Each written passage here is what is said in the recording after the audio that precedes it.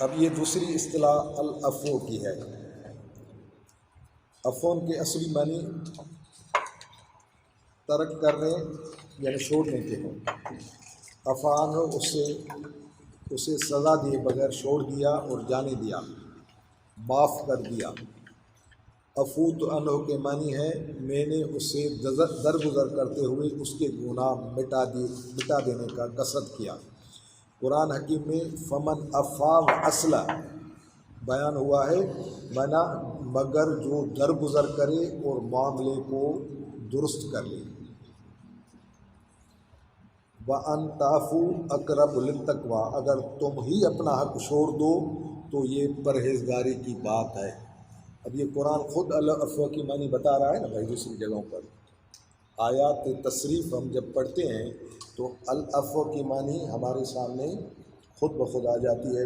اب اس کے لیے العفو کو سمجھنے کے لیے لمبی لمبی تفسیروں کی ضرورت پڑ رہی ہے۔ ادھر چند آیات ہیں جو بالکل معاملے کو کلیئر کر رہی ہیں۔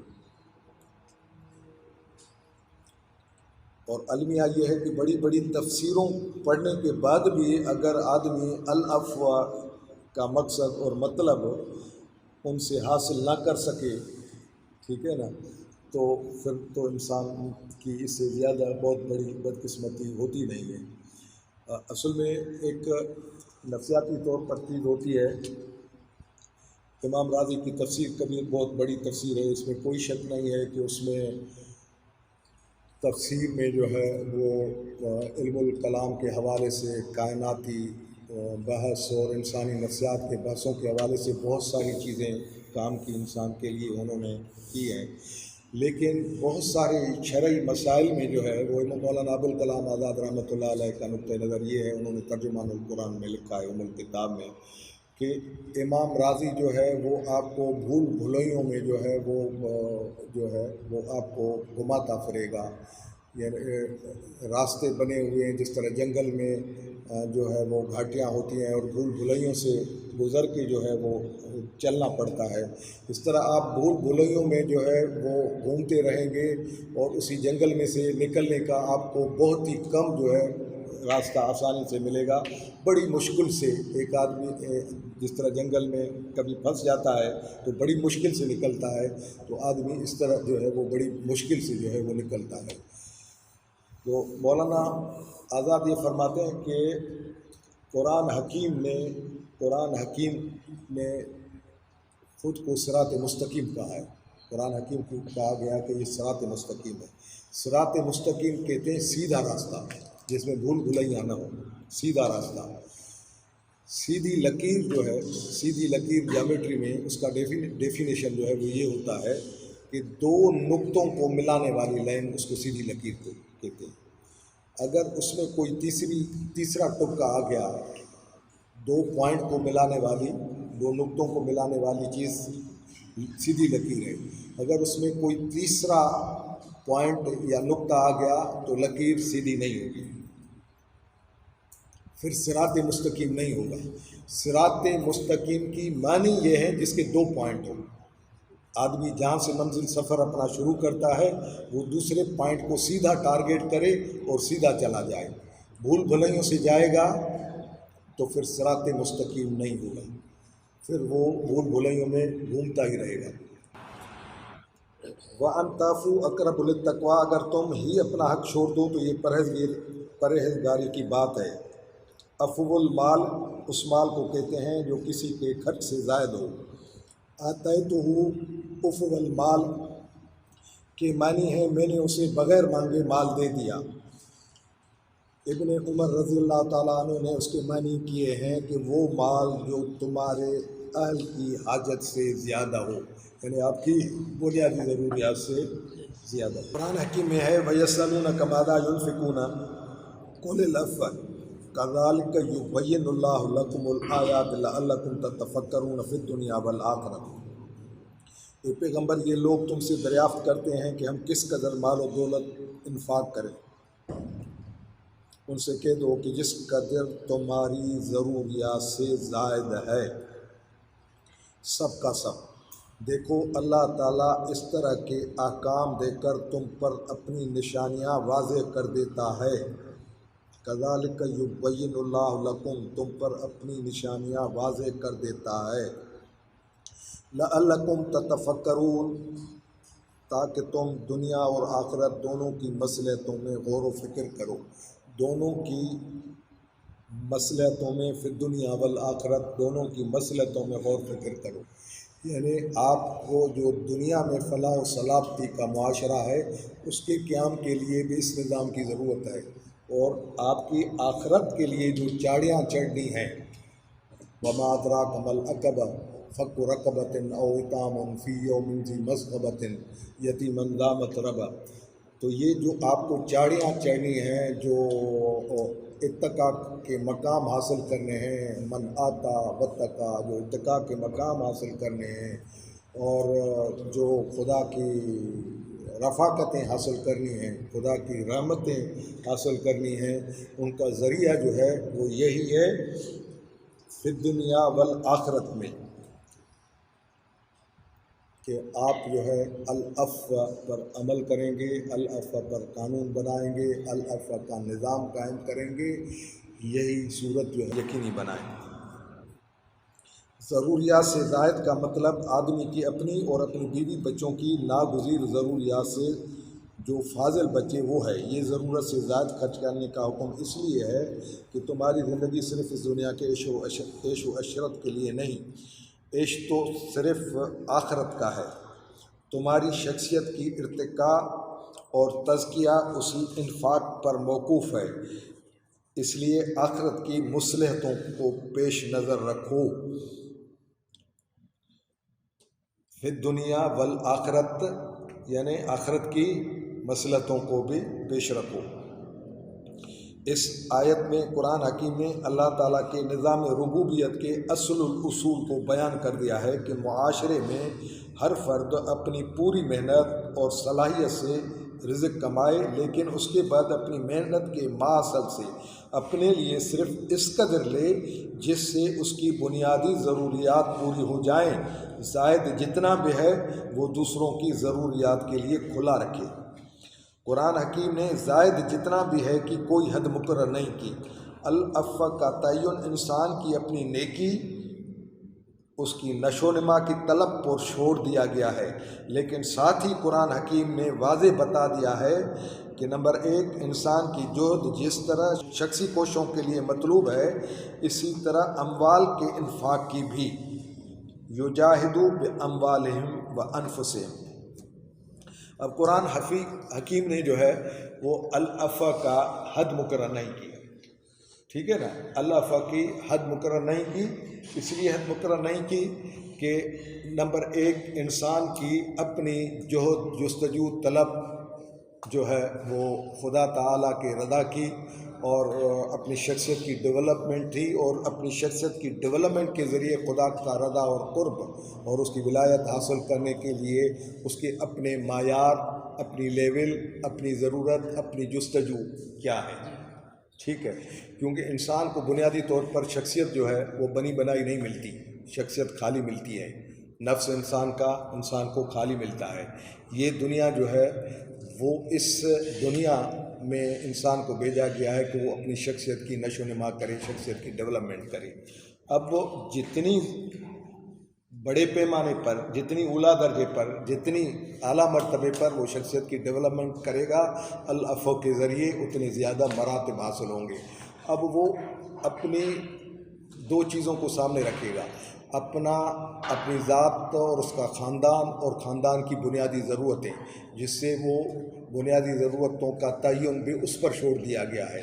वो बुनियादी ज़रूरतों में किस तरह की बूदोबाश अपने लिए रखता है, जो असराफ़ व तब्ज़ीर से, ये अहकामात भी साथ ही कुरान ने दे दिए हैं कि आप अपने रहने के लिए बूदोबाश का बिल्कुल आरामदायक घर रखें, लेकिन उसमें असराफ़ व तब्ज़ीर ना हो, ठीक है। आप अपने लिए सवारी रखें, लेकिन उसमें असराफ़ व तब्ज़ीर ना हो। आप अपने लिए जो है वो ज़रूरी फर्नीचर या जो है वो रहने की सहूलतें रखें, लेकिन उसमें असराफ़ व तब्ज़ीर ना हो।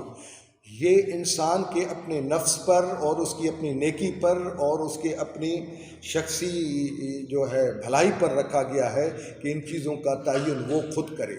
جس طرح ان چیزوں میں متوازن تعین کرے گا اتنا اس کے لیے بچت ہوگی العفو کرنے کی، اتنی زیادہ وہ العفو کرنے کے اہل رہے گا.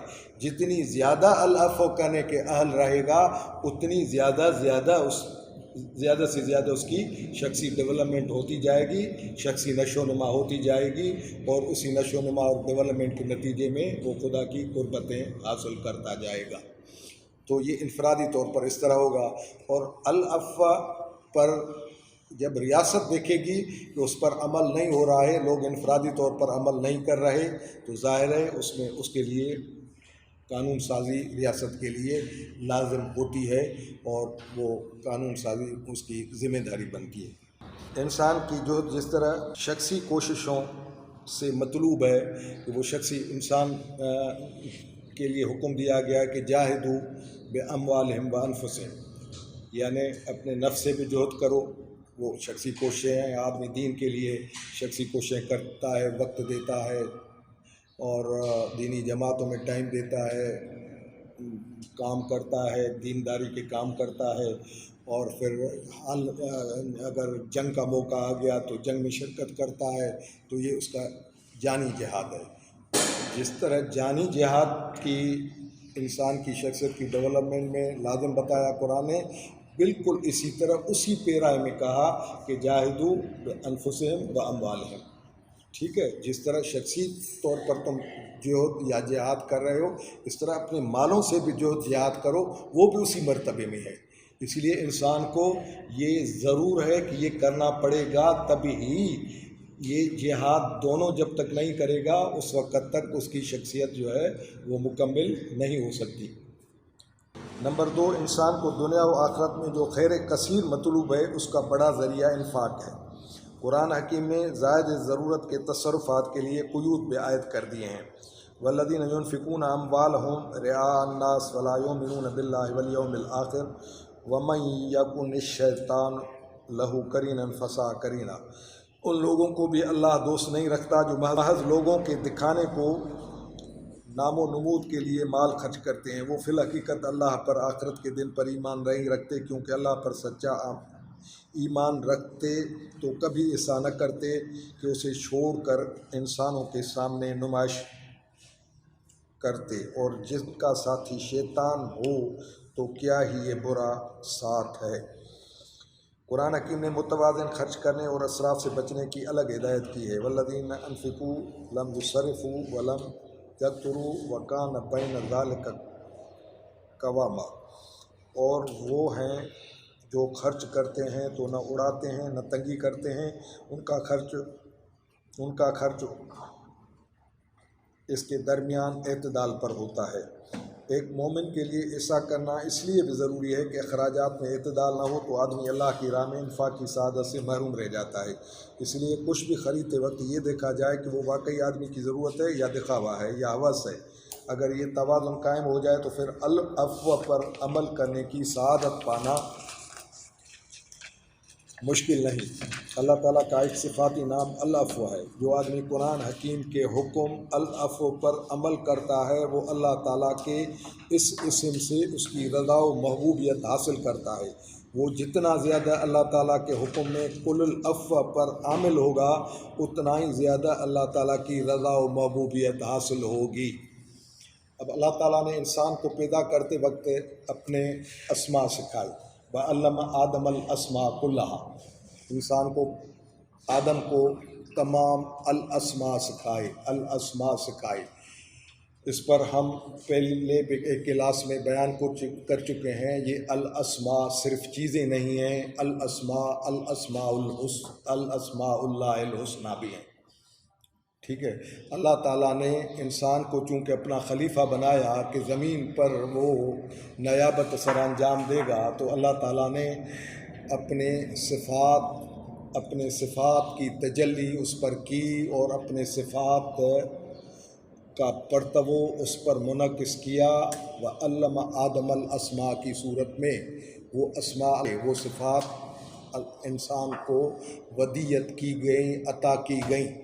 اب ان صفات کو جتنا جتنا اپنے اندر متشکل کرے گا، ان صفات پر عمل کرے گا، الرب پر عمل کرے گا، العفو پر عمل کرے گا، الرزاق پر عمل کرے گا، جتنا جتنا ان صفات پر عمل کرتا جائے گا، ان صفات کی تجلی، ان صفات کا فیض، ان صفات کی بھلائی اور سعادت مندی جو ہے وہ حاصل کرتا جائے گا۔ اسی طرح تمام اللہ تعالیٰ کی جو ہے وہ صفات ہیں۔ اب ان صفات کا جو اللہ تعالیٰ نے الاسماء سکھائے ہیں، ان صفات کا رنگ جو ہے وہ اپنے اوپر غالب کرنا ہے، جس کو قرآن حکیم میں کہا گیا ہے کہ اللہ تعالیٰ کی صفات کا رنگ اپنے اوپر جو ہے وہ غالب کرو، اور اللہ کے رنگ سے زیادہ اور کیا رنگ ہو سکتا ہے؟ تو یہی وہ صفات کا رنگ ہے۔ اب یہ صفات کا رنگ جو ہے خود کو ان صفات کے رنگ میں رنگنا یہ عملی طور پر ہے کہ آپ اپنے عمل سے ثابت کریں کہ آپ رضاکیت کا ثبوت دے رہے ہیں، آپ اپنے عمل سے ثابت کر رہے ہیں کہ اللہ تعالیٰ کی ربوبیت کا عکس آپ کے اوپر منعکس ہے، آپ اپنے عمل سے ثابت کریں کہ اللہ تعالیٰ کے العفو سے آپ حصہ پا رہے ہیں۔ یہ سب عمل سے ان تجلیات کا جو ہے وہ اصل اثر اور اصل فائدہ اور اصل شکل جو قرآن نے بتائی ہے وہ ہمیں اختیار کرنی چاہیے نا، کہ خدا کے صفات کا رنگ جو ہے وہ اپنے اوپر غالب کرو، کیونکہ اس سے بڑا کوئی رنگ ہو ہی نہیں سکتا۔ نے سورہ البقرہ کی آیت مذکور 219 میں پہلے حکم خمر اور میسر سے بچنے کا بتایا ہے کہ ان دونوں میں اسم اور ان کے نفع سے زیادہ ہے۔ ٹھیک ہے نا، خمر سے بچیں اور میسر سے بچیں کہ ان میں دونوں میں جو گناہ ہے ان کے نفع سے زیادہ ہے۔ المائدہ کی آیت 90 میں ان دونوں کے لیے رجسن اور عمل شیطان بتایا گیا ہے۔ شیطانیت کے معنی شعلوں کا بھڑک اٹھنا اور سرکش ہو جانا، اور انانیت کا مجسمہ بن جانا وغیرہ ہوتے ہیں۔ شراب کے نشے کا فطری نتیجہ یہی ہوتا ہے کہ آدمی اسے انانیت کا پیکر ہو جاتا ہے۔ اس طرح میسر بلا محنت و مشقت دولت حاصل کرنے کی خواہش ہے، جس طرح جوا میں بلا محنت اور مشقت مال حاصل ہوتا ہے، اسی لیے جوا بھی میسر میں شمار ہوتی ہے۔ اور میسر میں تمام وہ کمائی جو بغیر محنت کے انسان کو حاصل ہو، ٹھیک ہے نا، جو بغیر محنت کے حاصل ہوتی ہے، میسر میں وہ سب شامل ہے، اور قرآن نے ان تمام کمائیوں سے بچنے کا حکم دیا ہے۔ یہ ہمارے یہاں عالمیہ ہے کہ میسر کی اصطلاح کو صرف اور صرف جوئے پہ منطبق کیا جاتا ہے۔ جوا بھی چونکہ بغیر محنت کے کمائی ہے، اسی لیے جوا میسر میں شامل ہے، لیکن میسر کا احاطہ جوا سے بہت بڑا ہے۔ ہر وہ کمائی ہے جو بغیر محنت کے حاصل ہوتی ہے۔ جوا بعد آدمی دوسرے کا مال چھیننے کی ہوس میں پاگل ہو رہا ہوتا ہے، اس لیے قرآن حکیم نے دونوں کے ایک ہی زمرے میں شامل کرنے کے بعد فرمایا کہ یہ پاگل پن انسان کی بربادی کا سبب ہے۔ بظاہر ان دونوں چیزوں میں انسان کو نفع نظر آتا ہے، لیکن یہ نظر کا دھوکہ ہے۔ یہ دونوں چیزیں انسان کو انانیت کا شکار بناتی ہیں، جس کی وجہ سے اس کی شخصیت کی ڈیولپمنٹ نہیں ہو پاتی۔ اس کے بعد فرمایا کہ شخصیت کی ترقی اور تزکیے کا راستہ انفاق ہے، اور اس میں العفو کا مرتبہ دنیا و آخرت کی فلاح و کامیابی کا حتمی موجب ہے۔ قرآن حکیم کا مقصد عظیم ہے کہ انسانی سماج کا توازن ہر صورت میں قائم رہے۔ اس کو قائم رکھنے کے لیے معاشرت میں حسن پیدا کرنے کے لیے عدل و احسان کے احکامات ہیں، اور معیشت میں حسن پیدا کرنے کے لیے العفو کی بنیادی تعلیم موجود ہے۔ سرمایہ دارانہ نظام کی ساری خرابی اسی فاضل دولت پر ہے، جس سے سرمایہ سے سرمایہ کمانے کی حرص اس نظام کی تقویت کا باعث بنتی ہے۔ اس حرص کو پورا کرنے کے لیے ذخیرہ اندوز، ملاوٹ خور، منافع خور، پیدا گیر، جھوٹا اور منافق ہونا لازم ہے، ورنہ سرمایہ کی اونچی گروتھ نہیں ہوگی۔ سرمایہ پرستی جتنی بڑھے گی، سماج کا اخلاقی معیار اتنا ہی پست ہوتا جائے گا، جس میں جھوٹ، فریب، دھوکہ، منافقی، مکاری اور بیگانگی عام ہوگی۔ قرآنی نظام میں فاضل دولت کسی کے پاس رہنے نہیں پاتی، اس لیے جمع مال اور اس کا تعدد منع ہے۔ چاندی، سونے اور اس طرح کے دیگر دولت اور جائیداد وغیرہ کنز کرنا منع ہے۔ مولانا عبید اللہ سندھی رحمۃ اللہ علیہ نے تفسیر المقام المحمود میں کل الافاق کی تفسیر میں لکھا ہے کہ مسلمانوں کی پارٹی حکومت کو یہ اختیار حاصل ہے کہ وہ ضرورت سے زائد مال وصول کرنے اور خرچ کرنے کا انتظام اپنے ہاتھ میں لے گی، یعنی اس کے لیے قانون بنائے گی اور پھر ہاتھ میں لے گی۔ ٹھیک ہے، یہ چیزیں ہمارے بزرگوں نے جو ہے ان چیزوں کی ضرورت کو 100-150 سال پہلے بیان کیا ہے، اور المیہ یہ ہے کہ یہ سب چیزیں ان اشخاص کی بیان کی ہوئی ہیں جو دیوبند کے بنیاد ڈالنے والوں کے رفیق تھے اور ان سے پڑھے تھے اور دیوبندیت کے مقاصد کو جانتے تھے، لیکن دیوبندیت کے نام پر کام کرنے والی جماعتوں نے ان مقاصد کی طرف کبھی توجہ بھی نہیں دی اور ان بزرگوں کی تعلیمات، بتائی ہوئی تعلیمات کو وہ صرف نظر کرتے رہے، اور صرف نظر کرنے کا نتیجہ یہ ہوا کہ 100 سال گزرنے کے باوجود اور پاکستان بننے کے 70 سال 72 سال گزرنے کے باوجود ان جماعتوں کے اہداف وہ حاصل نہیں ہو رہے، وہ حاصل جن کے لیے وہ دعویٰ کرتے رہے ہیں۔ وہ اس لیے کہ جو فطری طریقہ ہے، جو صحیح طریقہ ہے، جو قرآن کا بتایا ہوا طریقہ ہے اپنے معاشرے کی تبدیلیوں کے لیے، وہ طریقہ جب اختیار نہیں کیا جائے گا تو ظاہر ہے یہی صورتحال سامنے آئے گی۔ ریاست کو یہ حق حاصل ہے کہ جب دولت کی غیر مساوی تقسیم و ترتیب کی وجہ سے کچھ لوگ بنیادی ضروریات سے بے محروم ہو رہے ہوں تو اس صورت میں العفو کے حکم کو نافذ کرنے اور اہل ثروت سے مال قومیانے اور محروموں تک پہنچانے کا بندوبست کرے۔ اس لیے قرآن حکیم نے جان و مال کو انسان کے پاس امانت قرار دیا ہے، انسان کو اس کا مطلق مالک کو نہیں بنایا۔ ان اللہ اشتری من المؤمنین انفسہم و اموالہم بان لہم الجنت، اللہ تعالیٰ نے مومنین سے ان کے مالوں اور جانوں کا سودا کر لیا ہے، اس کے بدلے میں ان کو جنت عطا کرے گا۔ اب انسان کے پاس جان اور مال جو ہے وہ امانت ہے، امین ہے، اللہ تعالیٰ نے یہ سودا مومنوں سے کیا ہے۔ ٹھیک ہے، مومن سے اللہ تعالیٰ کا سودا ہو جانے کے بعد ملکیت ختم ہو گئی۔ بھائی سودا ہو جانے کا قانون یہ ہوتا ہے نا کہ ایک آدمی سودا کر لے کہ یہ چیز میں تم سے خرید لیتا ہوں اس چیز کے بدلے، اور بدلہ اللہ تعالیٰ نے عطا فرما دیا۔ ٹھیک ہے، بدلہ جو ہے وہ عطا فرما دیا۔ اسی طرح آدمی اس چیزوں کا جب بدلہ دے دے تو چیز کی مال کی ختم ہو گئی۔ اب اگر اس کے پاس وہ مال رکھا گیا ہے کہ یہ تمہارے پاس مال ہے، امانت ہے، جب مجھے ضرورت ہوگی میں واپس لوں گا، تو آدمی اس مال کا صرف امین بن جاتا ہے، اور امین کے علاوہ اس کا اپنے ملکیت کا تصرف بالکل ختم ہو جاتا ہے۔ انسان کے جان کا تصرف ختم ہو جاتا ہے، انسان کے مال کا بھی، انسان کے جان کا تصرف ختم ہو جاتا ہے، اس لیے انسان خودکشی نہیں کر سکتا، اس لیے کہ جان تمہاری اپنی ہے ہی نہیں۔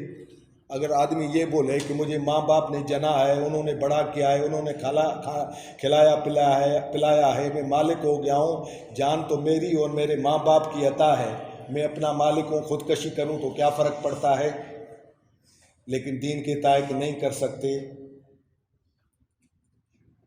مومن خودکشی نہیں کر سکتا، اپنے مرضی سے اپنی جان نہیں کھپا سکتا، اپنی مرضی سے خودکشی نہیں کر سکتا۔ جب اپنی مرضی سے خودکشی نہیں کر سکتا تو اپنی مرضی سے مال کیسے کھپائے گا؟ حکم تو ایک ہی ہے، کہ سودا تو ایک ہی حکم میں ہوا ہے کہ اللہ تعالیٰ نے نفسوں کا بھی سودا کیا ہے اور اللہ تعالیٰ نے مالوں کا بھی سودا کیا ہے۔ بھائی جب جان پر آپ کو تصرف حاصل نہیں ہے، آپ خودکشی نہیں کر سکتے، حرام کی موت مریں گے، ٹھیک ہے نا، تو مال کیسے آپ صرف کریں گے سودا ہو جانے کے بعد؟ تو یہ چیزیں جو ہے، یہ چیزیں قرآنی تصریف سے ہم سمجھنے کی کوشش کریں تو یہ بات کلیئر ہو کر سامنے آ جاتی ہے کہ ہماری حیثیت صرف اور صرف امین کی ہے، مالک کی نہیں ہے۔ ہم خلیفے کے طور پر بھی امین ہیں، ہم خدا تعالیٰ سے کیے ہوئے سودے میں بھی امین ہیں، ہم اللہ تعالیٰ سے جو میثاق اور عہد کر چکے ہیں اس میں بھی امین ہیں، ہم نے الست بربکم کے جواب میں کالو بلا کہا ہے اس حیثیت سے بھی امین ہیں۔ ہماری تمام حیثیتیں جو ہے وہ صرف اور صرف امین کی متعین ہوتی ہیں، مالک کی متعین ہوتی ہی نہیں ہیں۔ جب امین کی حیثیتیں متعین ہوتی ہیں تو آپ مالک کی قانون سازیاں کیسے کریں گے؟ آپ امین کی قانون سازیاں کریں گے۔ جتنی بھی آپ کی قانون سازیاں ہوں گی وہ امین کے درجے میں ہوں گی، امین کی حیثیت میں ہوں گی۔ آپ کے جتنے بھی فتوے ہوں گے وہ آپ کے امین کی حیثیت میں ہوں گے، آپ کے جتنے بھی مباحات ہوں گے، آپ کے جتنے بھی حلال حرام ہوں گے وہ امین کی حیثیت میں ہوں گے، مالک کی حیثیت میں نہیں ہوں گے۔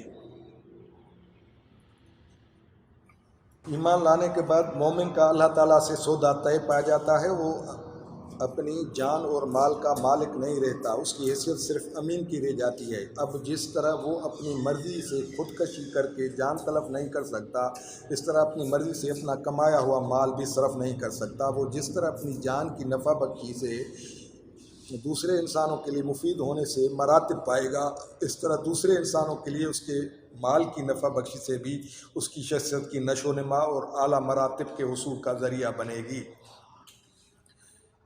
اب اعلیٰ شخصیت کی ڈیولپمنٹ اور اعلیٰ انسانی شخصیت، یہ تصور مسلمانوں میں نفس جو ہے، ایک نفس آدمی کو نفس جو ہے وہ شخصیت کے طور پر جو ہے وہ حاصل ہوتا ہے، اور نفس کو بیلنس بنانا، اس کی ڈیولپمنٹ کر کے اس کو بیلنس بنانا، اس کو مطمئنہ بنانا، جس کے لیے قرآن نے کہا کہ یا ایتھا النفس المطمئنہ ارجعی الی ربک راضیۃ مرضیہ فادخلی فی عبادی وادخلی جنتی۔ اب یہ اللہ تعالیٰ کو جو پسند اور مطلوب ہے وہ نفس مطمئنہ ہے، بیلنس پرسنالٹی، انگریزی میں اس کا ترجمہ ہوگا بیلنس پرسنالٹی، متوازن شخصیت، ٹھیک ہے نا۔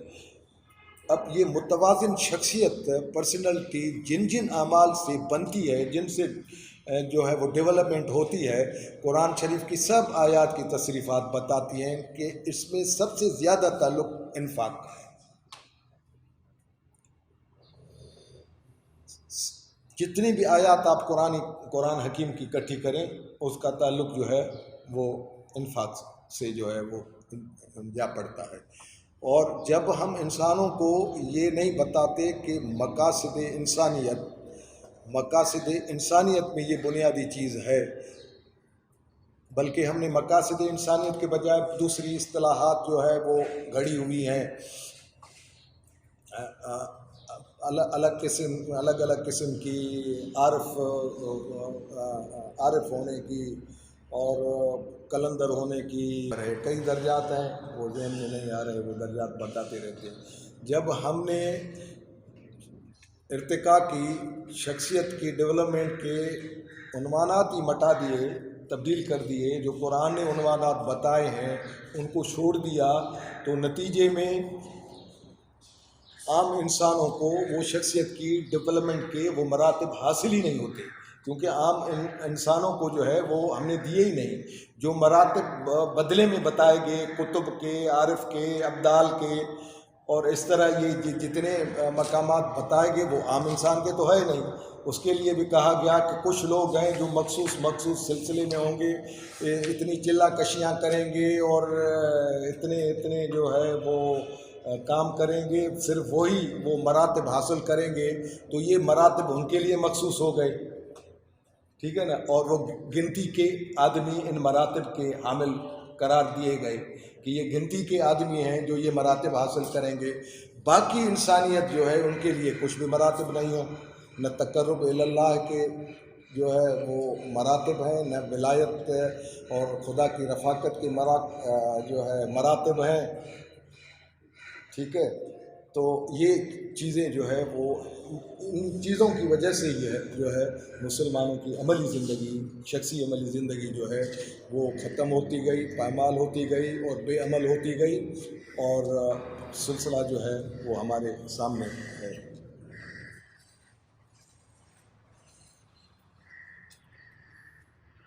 اس انفاق کو قرآن حکیم نے فی سبیل اللہ کے درجے میں بتایا ہے، وَأَنفِقُوا فِي سَبِيلِ اللَّهِ وَلَا تُلْقُوا بِأَيْدِيكُمْ इलत्तहलुकत व अहसिनु इन्नल्लाह युहिब्बुल मुहसिनीन।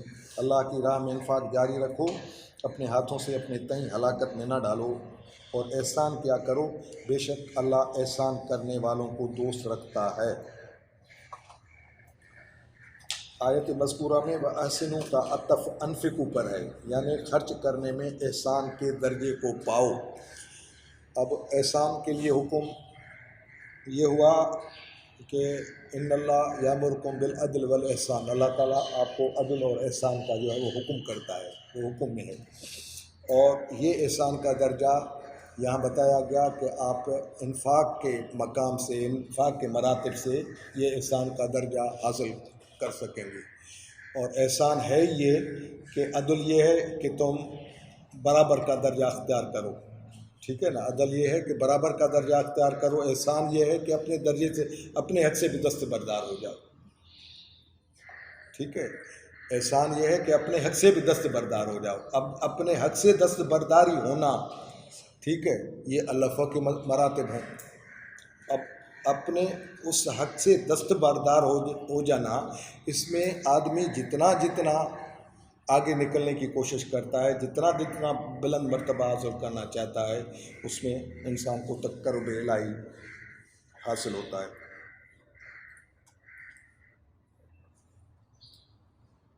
यानी खर्च करने में एहसान के दर्जे को पाओ। अल्लाह ताला ऐसे मोहसिनीन को दोस्त रखता है, यानी इंसान के लिए अल्लाह ताला ने विलायत भी उनके इन्फाक पर मौकूफ़ रखी है। इसलिए अल्लाह ताला ने इन्फाक के लिए अल-अफ़्व का दर्जा व मर्तबा रखा है। अब जो इंसान जितना ज़्यादा अल-अफ़्व करेगा, उतनी ज़्यादा विलायत का मर्तबा पाएगा। लन तनालुल बिर्र हत्ता तुनफ़िकू मिम्मा तुहिब्बून व मा तुनफ़िकू मिन शैइन फ़इन्नल्लाह बिही अलीम। याद रखो, तुम नेकी का दर्जा कभी हासिल नहीं कर सकते जब तक कि तुम में ये बात पैदा न हो जाए कि मालो दौलत में भी जो कुछ महबूब रखते हो उसे राह हक में खर्च करो। सूरह अल-आराफ में अल-अफ़्व नरमी और दरगुजर के मानी में इस्तेमाल हुआ है। ये बाकी चीज़ें अल-अफ़्व की जो है दूसरी मानों में इस्तेमाल हुई हैं, उनका तफसील है। और ये जो अल-अफ़्व माल के हवाले से, माली वसाइल से बताया गया है, वो कुरान शरीफ की आयतें हम पढ़ चुके हैं। ये आप सबके सामने है, आपने सुना है। अब जो बातें मज़ीद क्लियर होनी चाहिए, मज़ीद वज़ाहत तलब हों, तो उस पर इंशाअल्लाह